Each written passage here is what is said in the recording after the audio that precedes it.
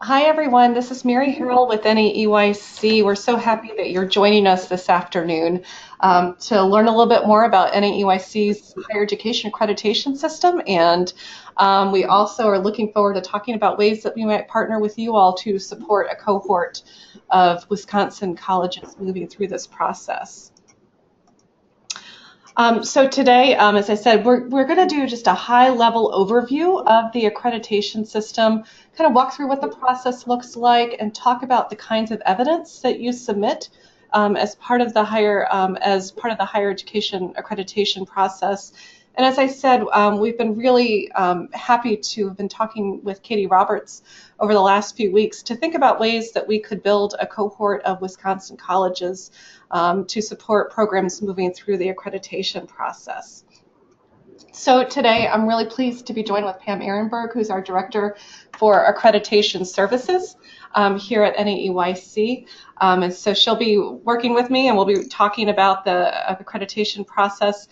Katie Roberts was going to join us and is unable to be with us today unexpectedly. So she sends her regrets, but she will be following up with all of you after this as well to think about ways that the technical college system could partner to support the cohort, and as well as we've been in some preliminary conversations with the Wisconsin NAEYC affiliate to think about ways we might be able to partner with them as well. So I encourage you today, as we go through, we're a small enough group so that you, hopefully if you see the attendee list in that box on your right-hand side, you can mute or unmute yourself. And so feel free if you have questions or comments to either put them in the chat box and post them in the chat box, or feel free to just weigh in verbally and to ask your questions. So we'll just take questions throughout today, and hopefully just this will be the beginning of a really good conversation about higher education accreditation, how it can support the work that you're already doing at your institution to strengthen, improve, and build on what's working in your early childhood degree programs as well. All right. So feel free, just as you're, if you have burning questions about the accreditation process or the accreditation system, as I said, to post those in the chat box or just interrupt us and just ask the questions directly.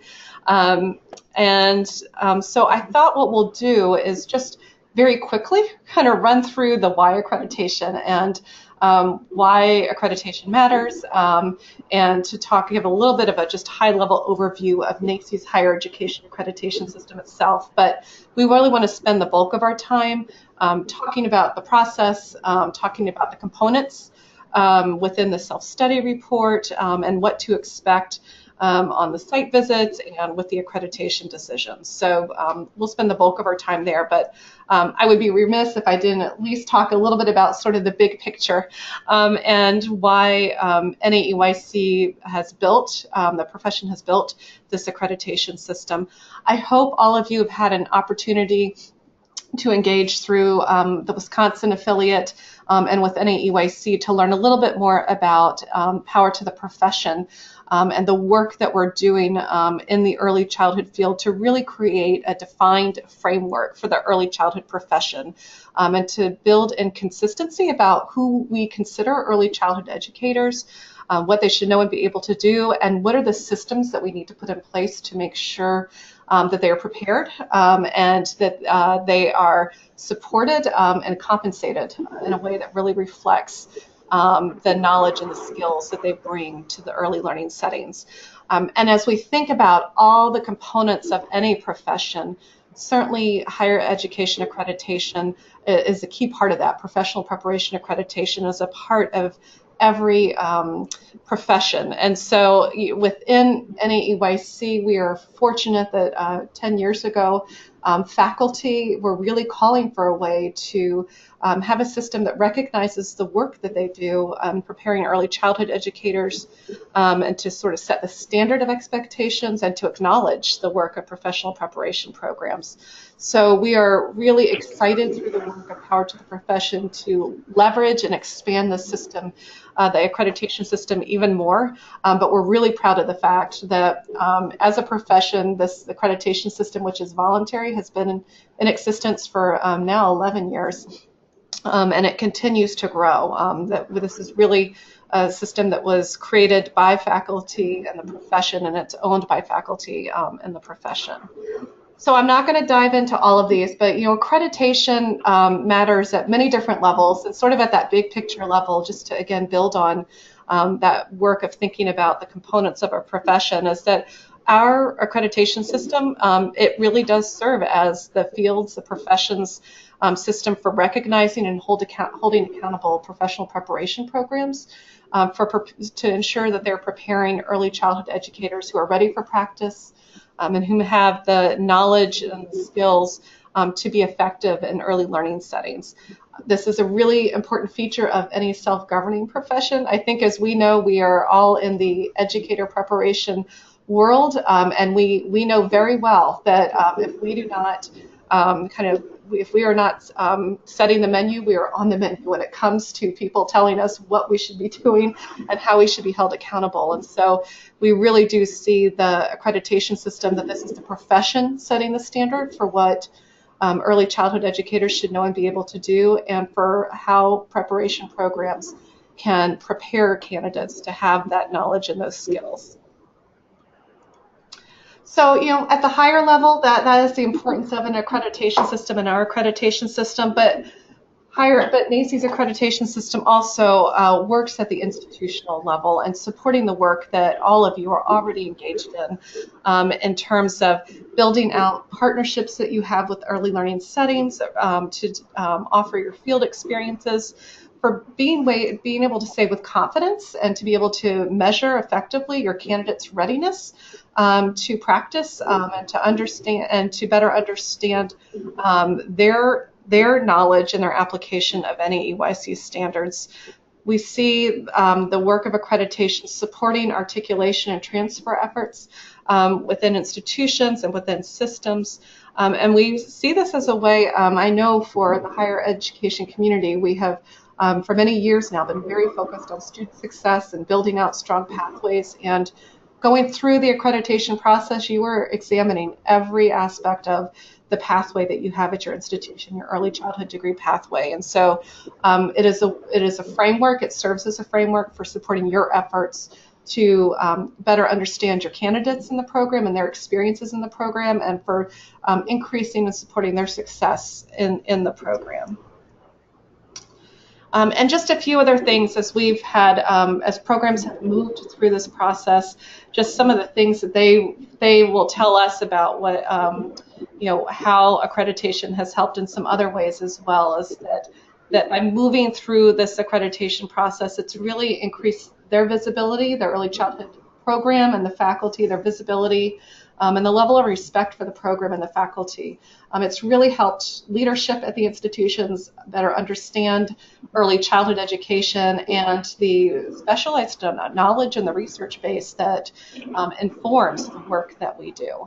They have seen this as increasing their recognition in the community, that they are a NAEYC accredited professional preparation program, and that their candidates really view this as a kind of a seal of quality, that it's important to the candidates that they've graduated from an accredited program.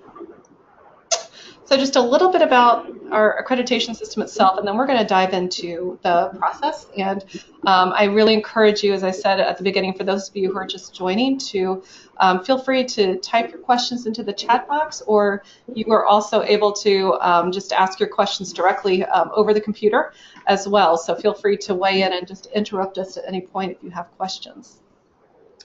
All right, so NAEYC accreditation. This is not what we see accreditation as. This is, as you go through the process, we do not use accreditation to tell programs everything that's wrong with them.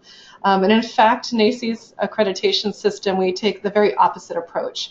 We take very seriously that we want this to be a strengths-based experience for the programs, and that as we give feedback to the programs, that it's focusing in on the strengths of the programs. So hopefully, as you, if you pursue accreditation, you'll see in the self-study report, you will experience during the site visit that you'll really be focusing in on the strengths of your programs and various different aspects of your programs. And when there are areas for development, that you identify or that peer reviewers might identify, that we try to look at where you find some examples of what's working really well in the program to help be a guide to you as you think about how to address some of those areas for development.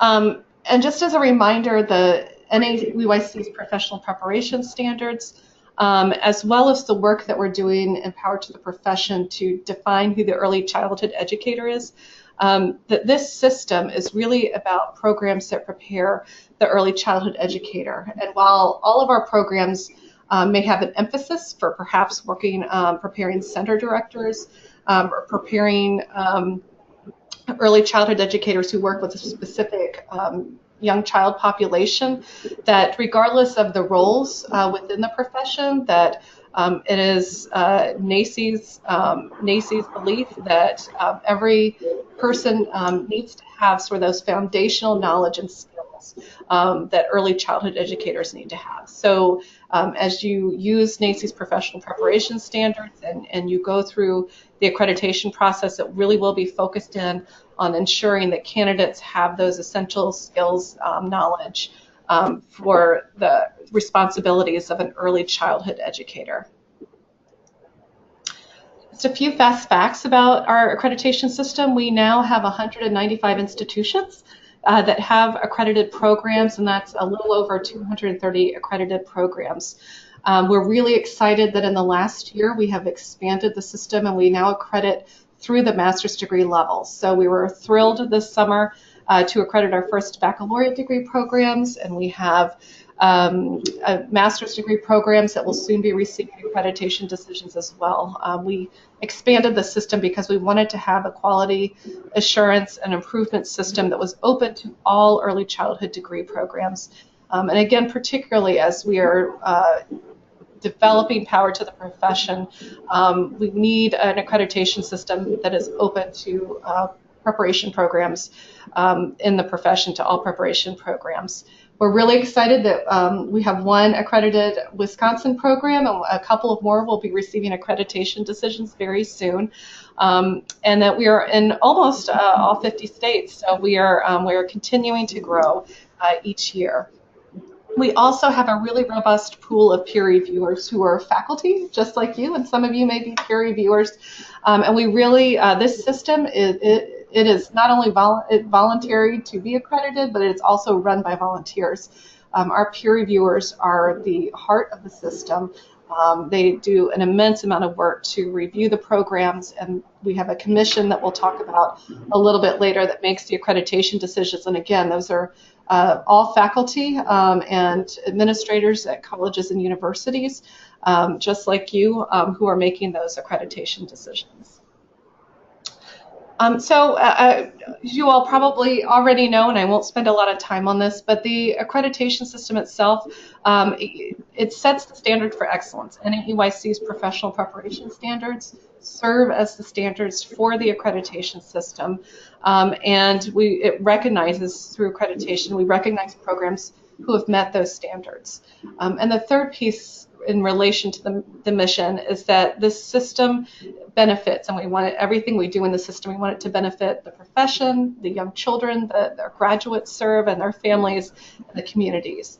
And you'll hear us say this often, but as you move through the process, that if you find that there are pieces of the process that are not of benefit to the program, or you're not seeing the connection to your efforts to build and grow and benefit your relationships with young children and families, to please reach out to us. This is, as an accreditation system, is first and foremost to be a quality improvement framework, and then as well to serve as a quality assurance framework. And I won't spend a lot of time on these guiding principles. I will just say the first one, that we want this to be a rigorous process, but we don't want it to be unduly burdensome.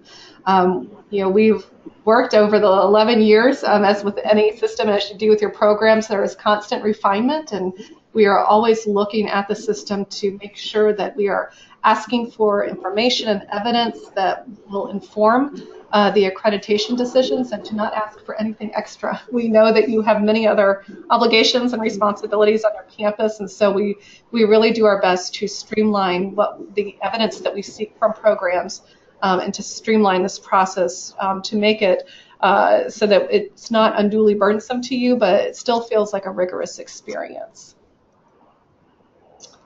All right. And I think I left, there were, looks like I'm missing a slide, I thought, on the standards. So we're not going to do a deep dive into NAEYC's professional preparation standards. But I encourage you, I'm sure all of you are familiar with them. And so I encourage you to just look at the professional preparation standards. They do serve as our accreditation standards in this system. And as you all well know, that standards themselves, they are learner-centered.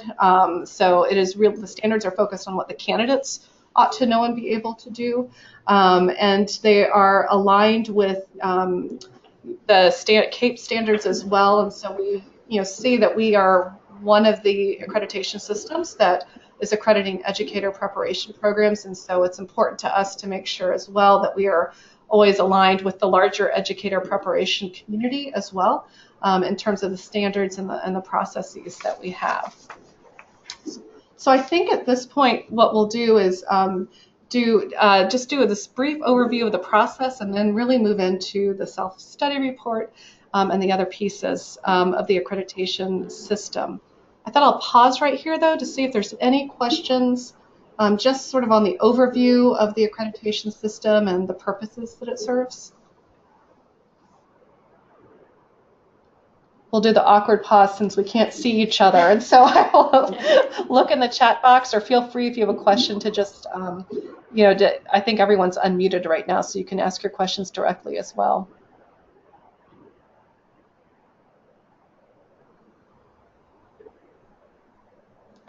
All right, so we'll continue on. I'm not seeing anyone typing in. So the slide that's before you right now is just a real high-level overview of the accreditation process. It should look familiar to other higher education accreditation systems and processes that you might be engaged with, whether it's your regional accreditor or if you are involved with other programmatic accreditors as well. The process itself begins at the very top. You'll see the dark blue box with submitting an application for eligibility. And that is the point at which the application, it's very short, but it's the point where we take a look at your program of study, and we'll go into the eligibility requirements in a moment, but just to make sure that there's sort of a threshold, a baseline, in terms of the early childhood credit hours, faculty qualifications that you have in your program, to ensure that you have the opportunity to be successful in the accreditation process. And once your application has been accepted, you then move into the self-study phase. And we'll talk a lot more about what's involved in that in just a moment. But in that self-study phase, that's when you're going to be collecting a lot of information about your programs, reflecting on different aspects and components of your programs. And that will all culminate in a self-study report that comes into the NAEYC headquarters. And based on that self-study report, then we'll start organizing a site visit for you. And you'll have a team of peer reviewers that will come out to look at your program. It's an opportunity to sort of bring to life what was captured in your self-study report, to verify what was found in your self-study report. And then peer reviewers will forward their findings to our commission, which makes the accreditation decision. So the self-study phase itself, it takes programs anywhere. We've had them go through in 1 year, but some programs will take up to 8 years. I think for most programs, it's been a 2 or 3 year process where they'll stay in self-study.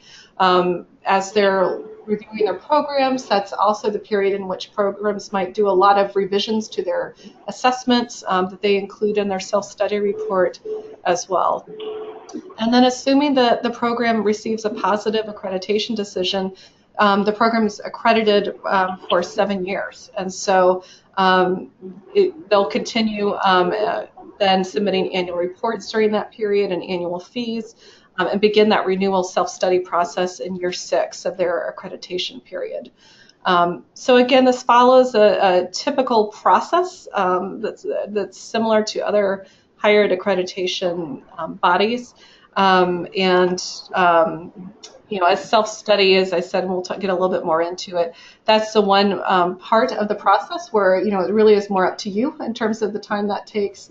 The rest of this, by the time once you submit your self-study report, you'll submit it in the fall or spring semester, and the following semester you'll have a site visit, and within a few months after that you'll have an accreditation decision. So once the self-study report is submitted, there really is sort of a regular timeline that's then followed in the process. And in terms of just the eligibility requirements, and this is, again, the threshold that programs must meet by the time they submit their self-study report. Institutions have to be regionally accredited.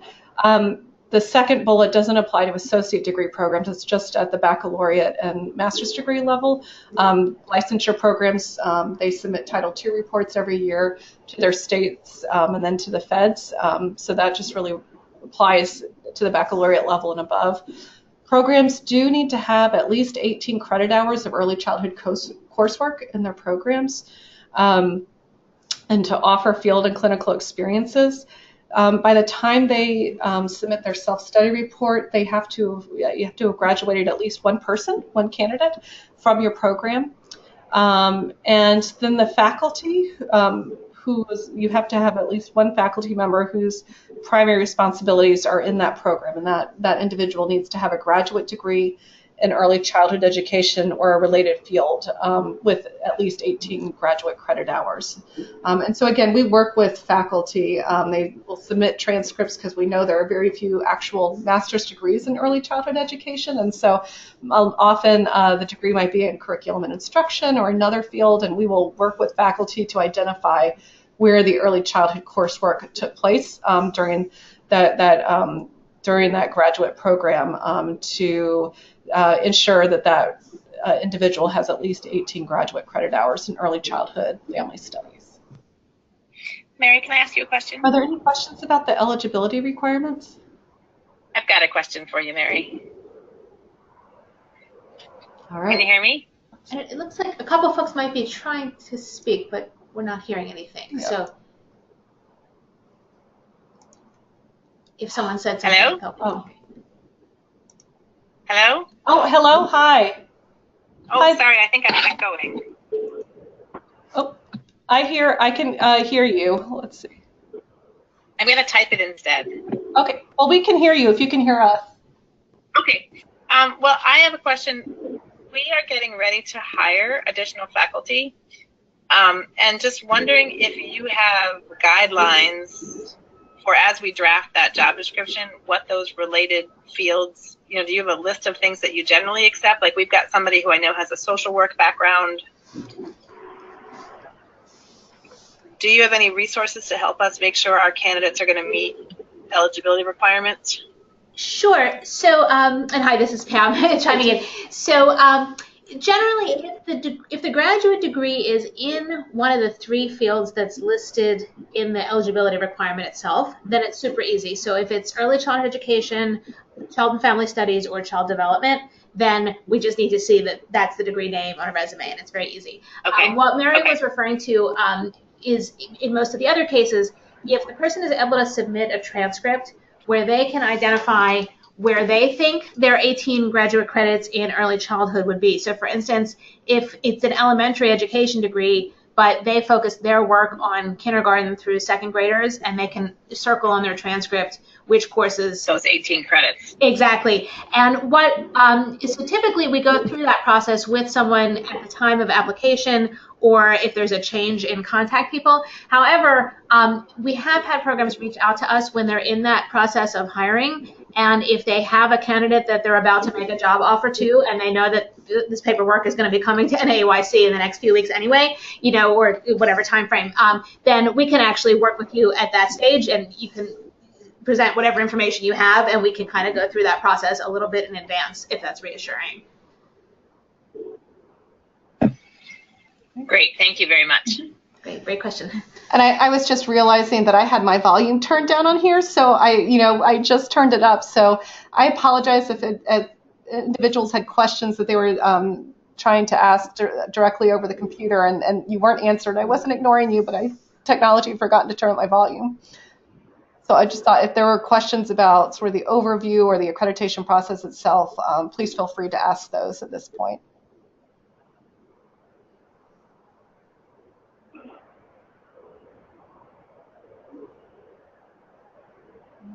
All right. Okay, so I'm not hearing anyone. So we'll move on to the next section. So we'll at this point we're going to turn to the self-study report, which is really the heart of the work that the programs do during the accreditation process. And I'll turn it over to Pam. Sure, and I love the cartoons that Mary has selected for us today. But I think this is another example of what we hope the self-study report is not. So sometimes it can feel a little bit intimidating that there's some big document looming over you, and we want to make that process as not intimidating as possible. So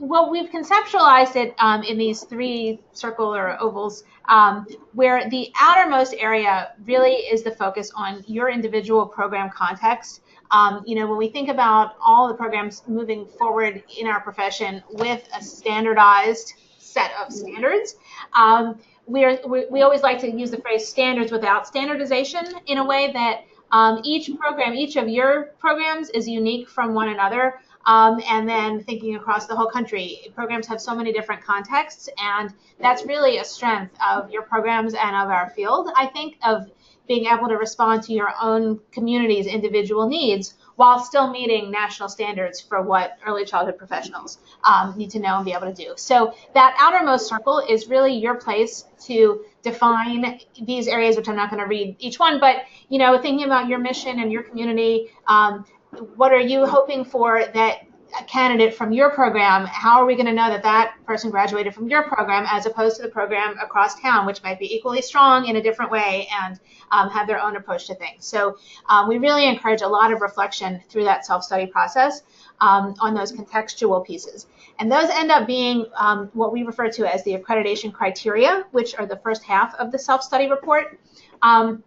So following that deep reflection then is where you then think about, well, how do you then implement? So the goals that you've set for your own program context, what does that look like when you shape those into your curriculum? And so that middle circle that refers to learning opportunities, that really is a chance to think through your whole program from the time the candidate first walks into their first day of their first class all the way up until they earn their degree. How are the professional standards being implemented in all sorts of different ways? So some of those ways may be assessed, but some may be experiences that they're having within classrooms, out in the field. Some of the learning opportunities might be unique based on if they're enrolled in a face-to-face program on campus versus students taking classes online. All sorts of different opportunities that go into building towards those goals that you've identified. And then that innermost circle, so in some ways it ends up being a heart in some ways of the accreditation system, but is also the smallest circle. It's one piece of all of this other work that you're doing. Comes back to the key assessments and the performance data. So within those various learning opportunities, you'll have identified by the end of the self-study process either 5 or 6 key assessments that all of your candidates are going to take at some point during their program. And that collectively, as you look across those key assessments, you'll be able to feel assured that by the time they've all successfully made their way through those key assessments, you'll have data to show that they have mastered the professional preparation standards that is expected of professionals entering the field at that level. So that's kind of how those pieces all fit together. We're keeping an eye on the chat box too, if you want us to slow down at any point.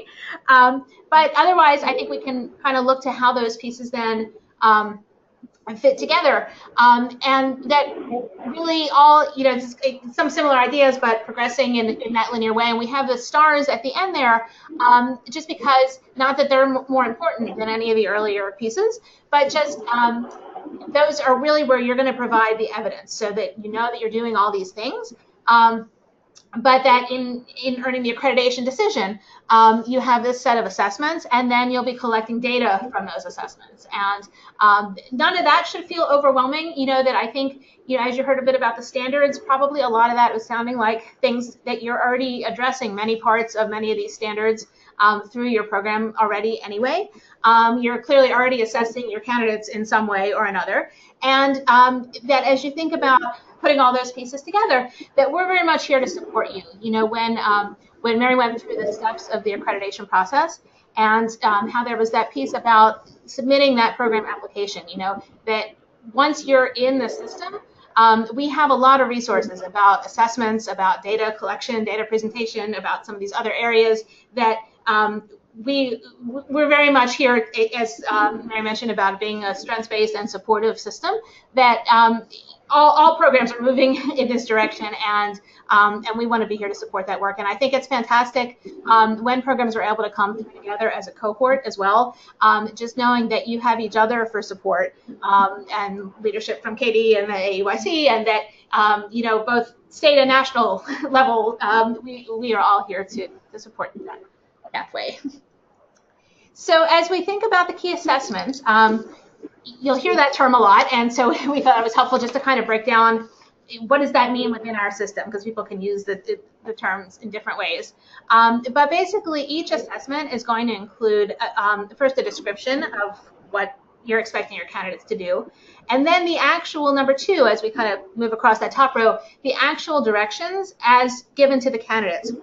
And sometimes that is a little bit of a step for some programs as they're starting in self-study, that it may be that some programs are accustomed to giving directions out loud, and that candidates, you know, especially maybe the program is small, all the faculty know all the candidates, and things are explained in a more informal way. This is really a chance to put down on paper what it is that all the candidates are being asked to do. So that ultimately you'll be getting information that feeds back into your program and can help you really see where your candidates have their strengths and where they might be able to use some extra support. So then going along with the directions, that number 3 down in the bottom left is the rubrics that are used to evaluate the candidate work. And that can be another piece too, that sometimes programs are already used to giving out written directions, but candidates may be evaluated on more of a checklist kind of approach or more of an open-ended kind of evaluation tool. And certainly all those can be useful at different points in the program. You know, there's a lot of flexibility within the learning opportunities for all sorts of ways of evaluating candidates that work for your program. Within the key assessments, knowing that those are the ones we're focused on here, each one of those really needs to have one set of directions that everybody gets, and then one rubric that's used to evaluate the candidate performance. But that's just within those 5 or 6 key assessments. You know, the rest of the assessment system, there's really a lot of flexibility for programs. So then the last piece down in the bottom right there is the data from the key assessment, where you'll be getting consistent data now as a result of having these beautiful student instructions and the wonderful rubrics that you've all developed. You'll then have information on how all your candidates are doing. We've actually made an update.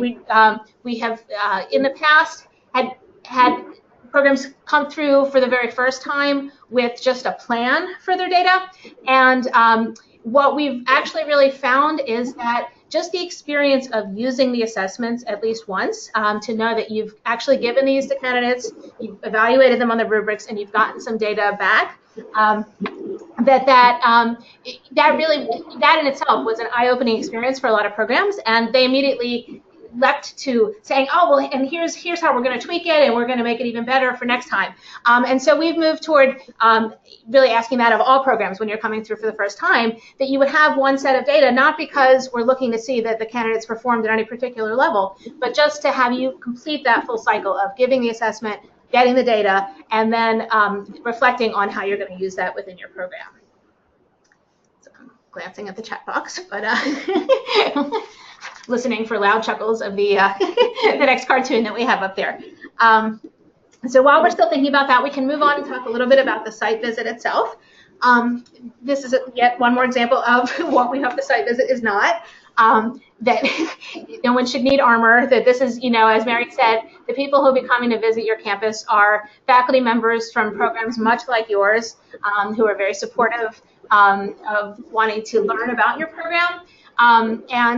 We really do encourage you to consider becoming a peer reviewer yourself as part of this process. That we hear from programs that sometimes that's some of the best, or we hear from peer reviewers that's often some of the best professional development that they get to bring back to their own programs. So this may be an ideal time for some of you as your programs are starting the self-study process to have that experience of getting to visit other programs and then not only learn from the programs, but then also feel very on top of whatever to get ready, and you'll then believe me that you won't need the metal armor when you get ready for that. So when the peer reviewers come, they're first off going to want to be learning about the context of your program, all the things that you described in the accreditation criteria. They'll then spend 3 days on campus. They typically arrive on Sunday evening and then spend the full Monday and Tuesday on campus learning about your program and concluding their visit midday on Wednesday. And they'll be using the self-study report that you've prepared as their guiding document, their roadmap, using the site visit then to gather evidence to support what you've put in there. The site visit is really the chance for that to come to life and get to see all the great things that they've read about. So then after their visit, they prepare a written report of their findings, which comes back to you. And you'll have a chance at that point. That's not the accreditation decision. As Mary mentioned, that decision is made by the commission, which is another group of volunteers that looks across system-wide. They see all of the documentation and information from all the programs that have gone through the accreditation process. But you'll get the peer review report of their findings. You'll get to submit a written response, and then all those materials are submitted to the commission. Along with your self-study report. So the commission role, they then will review all those written materials. They'll make the accreditation decision with really an eye toward consistency. That's one of the big mechanisms that we have in place to make sure that the programs all around the country are having consistent accreditation decisions. And the commission also is working at the same time, as Mary mentioned, the continuous refinement of our systems, our policies and procedures, and the commission is working very closely on that level as well. And then just to kind of wrap up this section, to know what the outcome is going to be at the end of all this hard work and all your materials, then get this commission review and you'll get a decision back. And then, so just to highlight that really the first 2 possible decisions are very much what we consider to be positive decisions. Programs may be either accredited for a full 7 years or very commonly for first time and also for renewal programs, actually, that it may be that the program is accredited with conditions, which means that there is evidence that the program is meeting the standards. And oftentimes there are some things to address within the first 2 annual reports. Often it has to do with various data collection pieces that oftentimes the peer reviewers and commissioners will see a strong sense through the learning opportunities of all the ways that you're addressing the professional standards, and that when it comes to refining rubrics or something to capture the evidence at that stage, sometimes they'll ask to see in the first 2 annual reports some revisions to some of those areas. The other possible decisions would be that a program could get to that point and have either not accredited if they're coming through for the first time, or a probation decision at the time of renewal. And very often, even in those cases, those programs will, they'll work to have their probationary status removed, but the non-accredited programs are then encouraged to return to self-study. So that we just see this as an ongoing process, that we're here to support your program through whatever path your particular journey might take.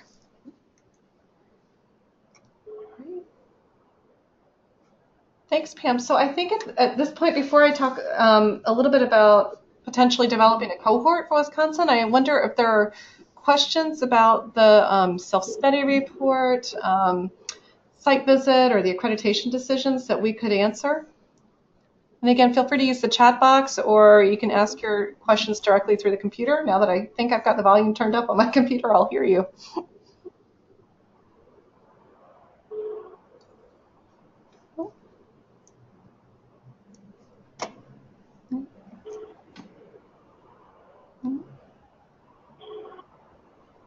Okay, so I'm not hearing any questions. If someone is asking a question, maybe just type it into the chat box. Maybe there's, if you were trying to ask a question over the computer. Okay, here's one. All right. Could you talk more about the resources that are available once we're in self-study? That's a great question, Jessica. So let me skip ahead a couple slides. So just to talk a little bit about, so once you have submitted your application to begin the accreditation process and it's accepted, as Pam talked about, there are many resources available to programs to support your self-study work. So I'll just kind of work through these that we have listed here. At every NAEYC annual conference and professional learning institute, we run full-day pre-conference workshops on the accreditation system. So that's a really great way, if you begin this process, I encourage you, if you come to those conferences, to come a day early and be part of that. That we do a really deep dive, more than you want to know about the accreditation system during that day, but we really go through this self-study report. We do a lot of practice around developing and understanding key assessments and learning opportunities. So it's really a hands-on experience. And then we run sessions throughout both the annual conference and the Professional Learning Institute, just our regular sessions on different parts of the accreditation process. So there's a lot of resources that happen there. We also have an online resource library that we house on Basecamp. Many of you may have used this, just a great kind of online platform for housing documents. And so in that resource library, we have a lot of information about developing key assessments. We have some recordings of short webinars around different aspects of the accreditation process. It's also a place where you can post questions to everyone in the accreditation community. So that's another great way to connect with your peers who are either already accredited or going through accreditation to their first time accreditation. And there's a lot of guidance documents there. So we also have forthcoming later this year, we're developing a self-study manual that kind of brings together all these different resources we have, so and brings them together in one place. So that will be coming out very soon as well, to help you both through the self-study phase and strategies for how to get started and for preparing the report, as well as for the site visit and how to get ready for the site visit and the different kinds of evidence that you might want to have on site for your peer reviewers to see. We do, throughout the years, we do a series of free webinars to support programs that are in self-study as well. And one of the other ways that we support the accreditation process is that we try to partner with our NAEYC affiliates or other state agencies or organizations as well. And so I'm really happy. Last week I had a conversation with the Wisconsin affiliate just to begin a conversation about how the affiliate might be willing and able to support a cohort and support whether it's professional development that's offered in the state for the programs. And they're really open to it. So I'm feeling confident as we move forward that the affiliate will be a really great partner as well in this effort in Wisconsin. And I'll just chime in on there as well in terms of the free webinars, that we actually have one coming up in just about 2 weeks on February 13th for programs that are currently in self-study. So if anyone hangs up today and realizes that this is a definite that you're planning to move forward, feel free to reach out if you have an application that is sort of in process and you're getting the pieces in right as the webinar invitations are all going out and everything like that, that we can make sure and get you logged into that as well. And we are also always creating new resources as well. So I think that's what we do take very seriously feedback from programs about where they would like more professional development or more clarification about a particular standard or policy. So those are always in development and new resources are coming on board every day. Let's see.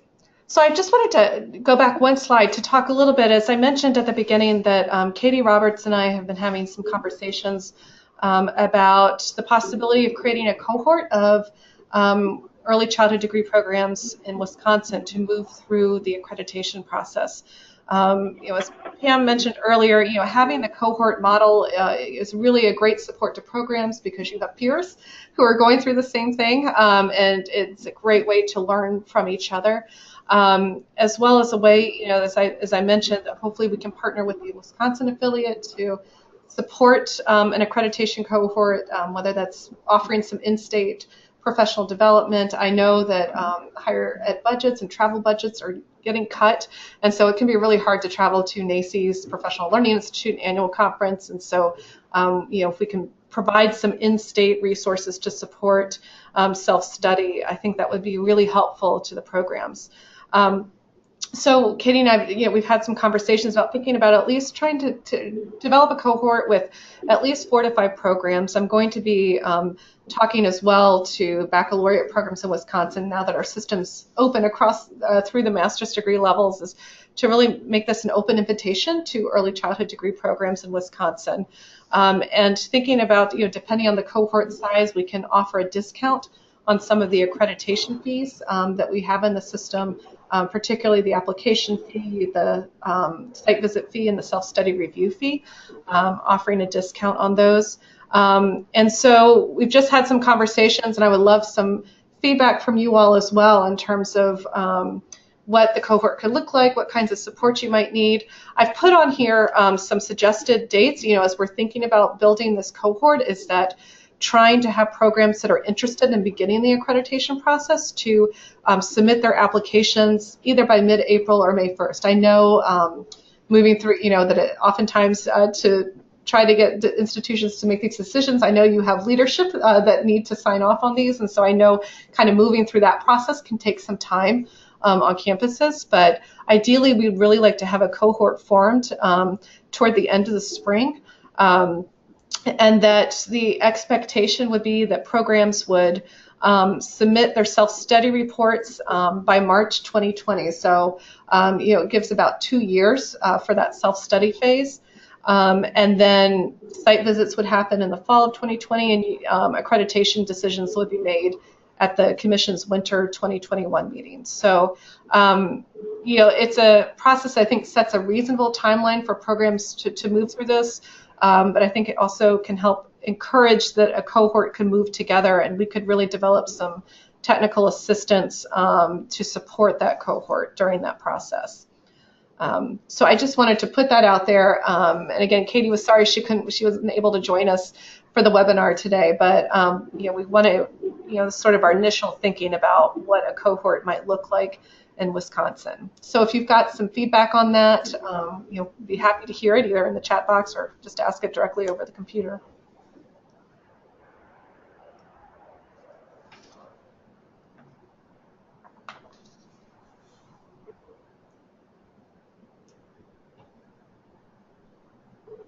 We have a question. Can you hear me okay? Yes, we can. Mm-hmm. Okay. So we're working through a lot of different potential accreditations and other things going on, our HLC portfolio and things like that. So I guess our big question would be around that eligibility application date and whether or not that's flexible at all, or is that a hard date? So that's for the cohorts for our applications to be due? Sure. So that's, I think that's a piece that, we were really open to hearing feedback about. So this was, so I think if you, were to say, like, if it needed to be toward the end of May or, or until it's mid-June, like that, we're open to that. I was just trying to put some dates on there so you all could react to it and tell me what would work or not work. The one thing to think about too is that the application itself is not terribly extensive process in terms of what to fill out. So as you take a look at that, you'll be able to see a lot of the questions are things that you either already know or can easily find out by asking somebody on campus. I think the part that Mary was referring to as possibly taking a bit more time had to do a lot with getting the signatures from administrators and having those conversations with them, and then possibly with the fees. Typically the fee comes at the same time as the application, but if you're able to get the application in and then need a few weeks longer for the fee. So agree, there definitely is some flexibility, but also don't feel intimidated that the application itself is going to be some kind of arduous process to fill out.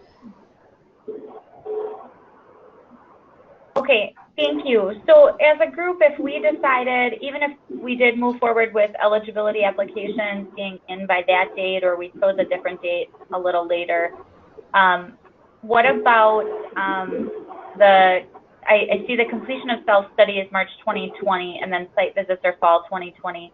do you have specific times that you take submissions of the self-study? Like, is it you take some in March and some in September, or can we submit those at any time throughout the year? Sure, that's a great question. So we do have programs will submit their self-study reports either by September 30th, we have what we call our fall cycle, or by March 31st, our spring cycle. So certainly programs could, if they were moving through self-study more quickly, submit their self-study reports, either that fall prior to, if you did a fall 2019, so there is flexibility there, but we do have sort of like two periods during the year in which programs will submit their self-study reports and likewise their annual reports for those that are already accredited.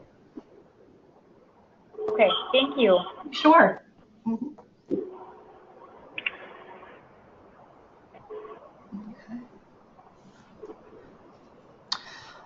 Are there other questions about cohort or suggestions that you might have that, either kinds of technical assistance or ways to design the cohort that would better support you?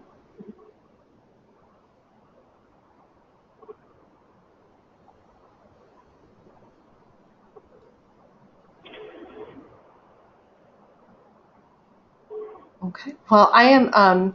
So in terms of next steps, after this webinar, we'll be sending out sort of an invitation, an open invitation to be part of the cohort. And I think what I'll do in that is just suggest that if programs are interested in being part of a cohort, that they can contact us, and then we can sort of track that interest and work with Katie and with those programs to decide on an application date that would really fit your schedules. We're really interested in hearing from you. Understanding that these decisions. As you make decisions, and your deans and then presidents and provosts, will all need to weigh in on this, and so to help us better understand what that timeline might look like.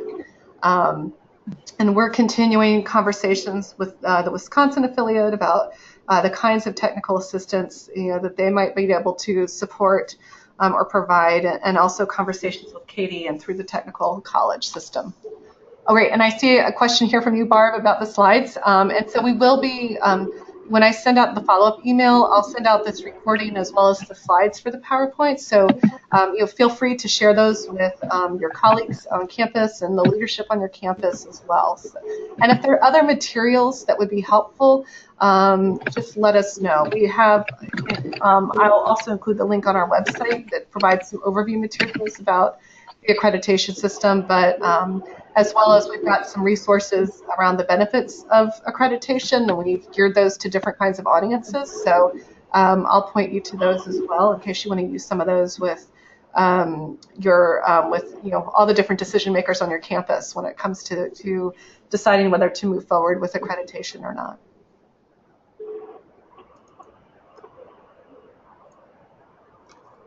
Well, are there any other questions that we can answer at this point?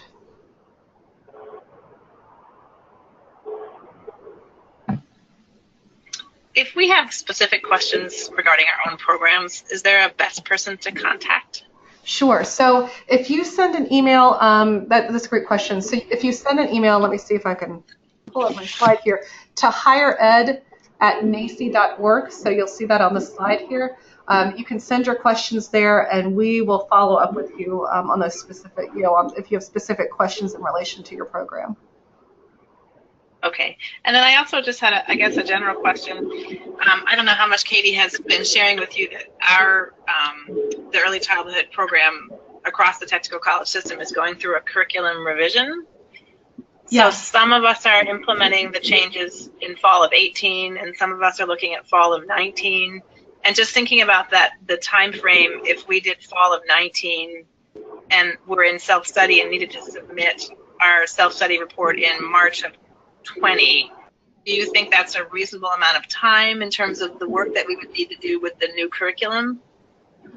I think, on the one hand, yes. I think programs are always in a state of continuous improvement and the changes. So I think it could work. If you are, if the system is looking toward developing common key assessments, or in that area, we'd be happy to talk about like what that might look like. So, if programs would prefer, they would prefer to not submit until those have been in use. If new assessments aren't going to be used until fall 2019, like certainly let's have a conversation about that. I put those dates up on there just to get us kind of started talking. But we are certainly open to being responsive to sort of the context and the work around the curricular changes that are happening in the technical colleges, and we can build this in a way that's supportive of that and not adding pressure to. I know that work is already, it takes a lot of time and resources.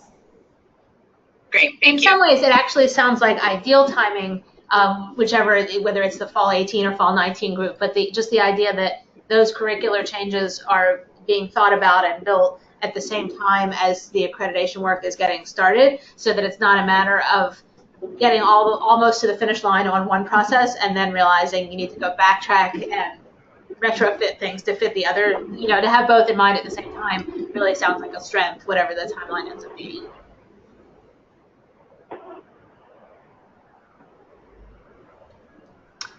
Are there other questions that you have? And we can.